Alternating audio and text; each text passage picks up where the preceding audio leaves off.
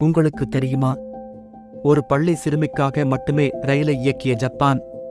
அதை பற்றி பார்ப்பதற்கு முன்பு மறக்காமல் நமது சேனலை சப்ஸ்கிரைப் செய்து கொள்ளுங்கள். அதாவது காமிஷிராடகே ரயில் நிலையம் ஜப்பானின் வடக்கு தீவான ஹொக்கைடோவில் அமைந்துள்ளது. ஜூலை 2015 அப்பகுதியில் குறைவான பயணிகளின் பயன்பாடு காரணமாக ஜப்பான் ரயில்வே அதை மூட முடிவு செய்தது. இருப்பினும் ஒவ்வொரு நாளும் உயர்நிலைப் பள்ளிக்குச் செல்ல ஒரு சிறுமி அந்த ஸ்டேஷனை பயன்படுத்துவதைக் கண்டறிந்த அவர்கள் தங்கள் மனதை மாற்றிக்கொண்டனர்.